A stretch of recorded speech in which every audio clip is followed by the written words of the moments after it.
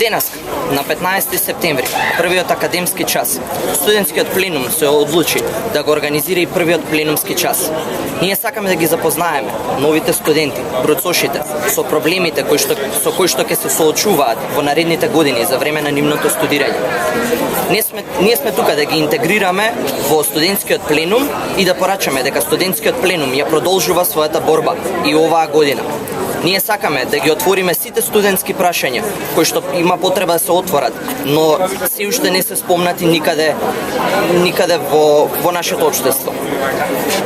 Ние тука ќе порачаме дека студентскиот пленум продолжува и оваа година силно и моќно да се бори против сите проблеми кои што ги имаат студентите, како руинираните студентски домови, намалениот студентски стандард.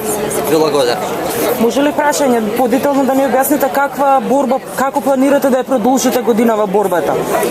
Сега во овој момент не можам да ви одговорам по-детално на ова прашање, бидејќи се уште се одлучуваат наредните чекори и следејќи нашата хоризонтална структура, во наредниот период ние ќе одлучиме како да настапиме понатаму. Може ли да наведете само примери за кои проблеми се првите што ќе ги очекуваат бруцошите кои ќе започнат сега со оваа учебна година? За почеток можеме да спомнеме дека најголем проблем се руинираните студентски домови во кои тие живеат секојдневно. Нашите колеги од другите градови кои што доаѓаат и живеат во Скопје, тие имаат руинирани студентски домови, но палмите имаат тушеви.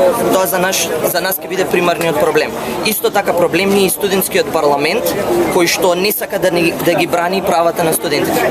Имате ли информација околу законот каде што стапката, бидејќи вие излеговте од работната група каде што се членови на министерство, меѓутоа останавте во универзитетската комисија.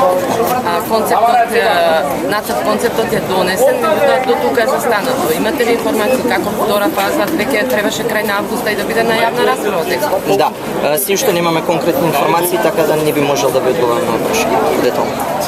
Брои ли пленумот повеќе членови од оваа академска година? Има ли интерес кај бруцошите? Да, се разбира дека има интерес кај бруцошите. Голем дел од нив беа и учесници во средношколскиот пленум, па сега ја продолжуваат својата борба за подобро образование во Македонија.